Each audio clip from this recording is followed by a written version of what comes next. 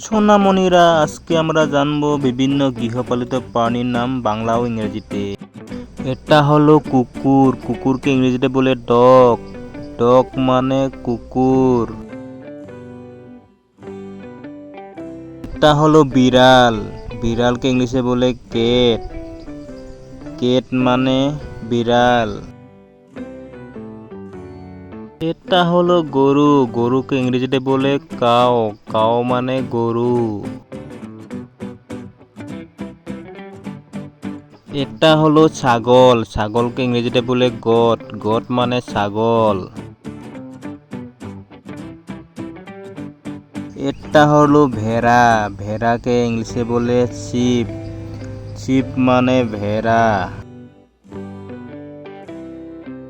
এটা হলো ঘোড়া। ঘোড়াকে ইংলিশে বলে হর্স। হর্স মানে ঘোড়া।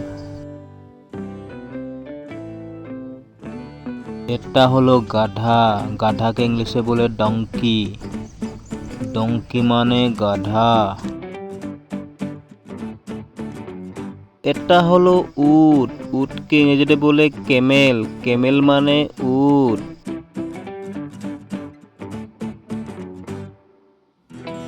এটা হলো হাতি। হাতিকে ইংরেজিতে বলে এলিফ্যান্ট। এলিফ্যান্ট মানে হাতি।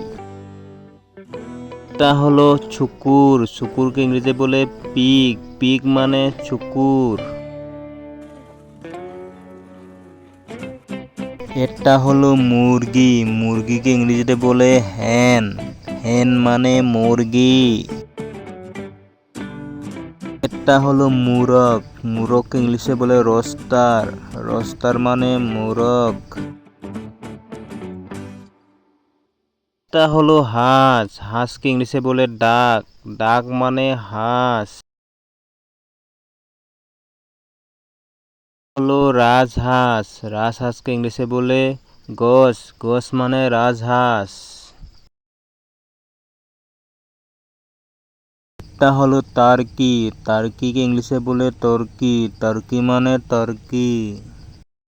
এটা হলো কবুতর। কবুতরকে ইংলিশে বলে পিজন। পিজন মানে কবুতর। এটা হলো খরগোশ। খরগোশকে ইংলিশে বলে রেবিট। রেবিট মানে খরগোশ।